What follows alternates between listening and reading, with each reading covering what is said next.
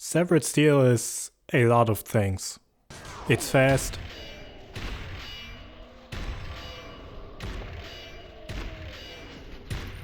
challenging,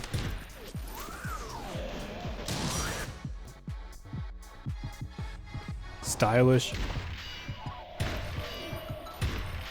frustrating,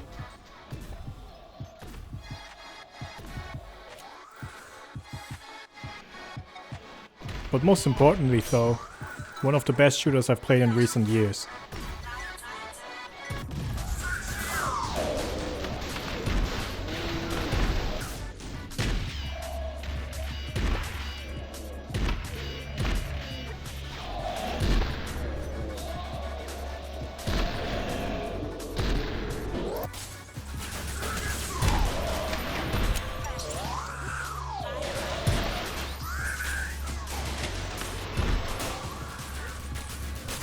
The gameplay of Severed Steel is easy to get into, but also takes a bit of effort to truly master. You move around pretty quick, you can double jump, slide kick, run on walls and dive forwards, sideways or backwards. You can also change the trajectory of your dive mid-flight. Your dive can be chained together with a double jump to attain higher altitudes. You can freely flip around as you're flying. The game has almost no regard to actual human anatomy or gravity. It's extremely fair in how you can navigate with it, and it allows you to pick off your enemies in creative and super cool looking ways. Going back to the kick, you can also kick yourself off of walls. By doing that, it throws you upwards a bit, so you can quote unquote climb vertical walls that way. I'm not sure if that's intentional or not, but if not, then don't fix it please. In case you don't spawn in with a gun, you can pick one up from the wall or off of enemies when you're close to them. You'll have to do that often because guns can't be reloaded and need to be thrown away when empty. By pressing what would be the aim button, you activate slow motion, which you will have to heavily rely on. Enemies can kill you fast. Your weapon got a good amount of recoil, which doesn't lend itself for distance fighting. However, that's entirely intentional, and it feels like it adds to the coolness this game is trying to display. In order to make it through the levels, you have to be aware of enemy surroundings, provide near pinpoint accuracy, move quick and unpredictably to become a harder and harder target to hit. The health meter, displayed in the bottom right, only recharges after every kill, and so does your slow-mo meter, which incentivizes conventional way of approach. Camping rarely works as a functional strategy, as enemies can even shoot you through walls and windows with good accuracy and hit you fast. Gunfights become really challenging once you need to deal with multiple long-range targets and pick them off one by one, because take too long you'll be back to the beginning soon. Luckily there are many guns to work with for different occasions. The standard fare of ARs, shotguns, which are incredibly satisfying to use due to their visual kickback, strength and particle effects in slow-mo, SMGs, LMGs, the one-shot deagle, and a lot more. Aside from your standard weapon, you also got a blaster. This blaster makes use of the voxel destruction in this game, which lends well for creating new pathways, one-shotting most combatants when used as a reserve, or getting objective items closer to you. The blaster can become vital for speedrun attempts with enough map knowledge, since it adds a whole new layer to how you're traversing through the environments to create more breathing room or become more evasive and tactical. Map design is eminently varied in Severed Steel. From train stations, office spaces, city areas, server farms, labyrinths, art exhibitions, the list goes on and on. Not all maps turn out to be a hit of course. Some levels take more advantage of your movement abilities than others do, and it's noticeable. Some are genuinely annoying because of enemy spawning, moments in where you're getting shot at from multiple angles and not figuring out from where can make for multiple retries. However, the levels where it's clearly communicated how to move from area to area are some of the best moments in this game. I often find myself restarting those levels just to put together that near or even completely perfect looking run that I'm striving for. So with this gameplay loop in mind, how much does Severed Steel offer really? There's a campaign, firefight mode and the workshop. Let's talk about the campaign first. The campaign will serve as your introduction into the gameplay, levels and paper-thin storyline shown through its cutscenes. Your character, who's unnamed, has lost her arm, which explains the heavy recoil, one-armed usage of weapons and later the blaster you acquire. You complete the levels through various objectives. Kill everyone, survive a holdout in a wave of enemies, destroy objectives or activate them. They're pretty basic. Some of them definitely overstay their welcome, which is interesting as the campaign only takes 2 to 4 hours to beat based on difficulty and skill level. There's also a boss fight in the second half, which is hilarious. I had no idea how to properly approach it. I later figured out that you can easily cheese him by mostly standing behind him. However, I had issues finding weapons with ammo, which made it take longer than it should.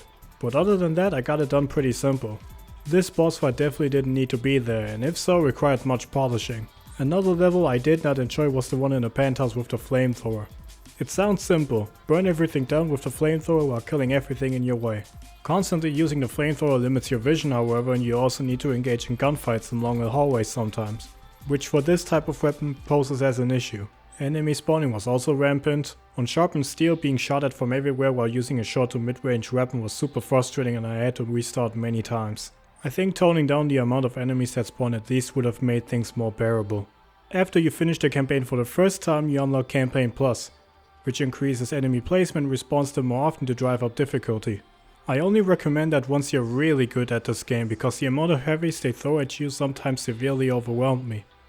And didn't make sense at one point. Finishing Campaign Plus however grants you access to the overcharged cannon in the Firefight, which is one of the most overpowered weapons you could use in the game. Not only is it a laser beam instead of a single projectile, it fully recharges with one ammo pickup and reaches far. Really far. I mean, it's a fair reward for what I brought myself into. Now secondly, there's the Firefight mode, which is where you spend most of your time in. It's sort of the arcade high score mode of the game, in which you'll play through all of the levels of the campaign again, but this time with extra challenges and a singular kill everyone objective. Also with an end score and an amount of XP you gain after every level, which unlocks new starting weapons to equip, new types of blasters to use, like the gravity gun blaster, which can be a good bit of fun and kind of useful with a riot shield, or the melee blaster, which I don't find to be that useful compared to the normal blasters. There's also the mutators, which alter gameplay in many different ways, either as cheats or as a handicap, and will affect your score multiplier respectively. There's a lot of them, and a categorization between cheats and handicaps would have made for a more clear layout. My favorite is the flawless lava. When used on the right levels with enough elevation, it can really push you to make use of your abilities of all times. And lastly, there's the workshop. I downloaded some custom maps. Some are more playable than others, but some are quite decent. I'm not gonna critique that too harsh though, since it's all user created anyway. Even I started designing something very basic myself and I don't even know if I'm gonna finish it. So props to anyone who even gets a sizable level done. What I'm wondering is if there's even a way to delete enemy placements once you put them on the map after going into playtest mode, because I couldn't find a delete function and the history of changes you've done get wiped after testing the map. So the undo feature doesn't do anything. The last two things I want to address are graphics and polishing. In terms of visuals, it looks really nice. It has a super sleek, futuristic art direction to it. The reflections, even non-ray trace, look always nice. And with what little they were using to create the environments, the locations like office spaces, city areas, penthouses and so on are displayed really well in this type of futuristic art style. Performance-wise, it runs solid most of the time. My experience was also relatively bug-free, but a few minor problems did stick out. The AI can be pretty dumb at times and not just acknowledge your existence. The sound effects in the art exhibit level once you place the artifacts is way too loud. I somehow got stuck on the floor by accidentally pressing prone right before landing and became invincible. Narrow pieces of glass seem to be impenetrable with this explosive shotgun.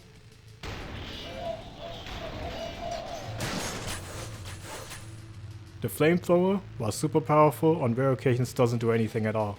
But that's really it. Wrapping it all up, Severed Steel excels most in its gameplay loop.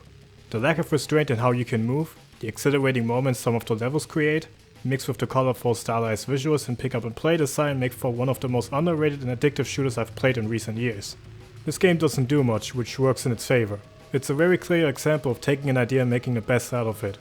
It's available on both Steam and GOG for around $20, which is a little high for the amount of little content it offers, but the sheer fun in its gameplay and replayability I can find in this game makes it up for me. If you're still doubtful on whether you should pick it up or not, there's also a demo available for you to try out to get into the game. I highly recommend you check that out.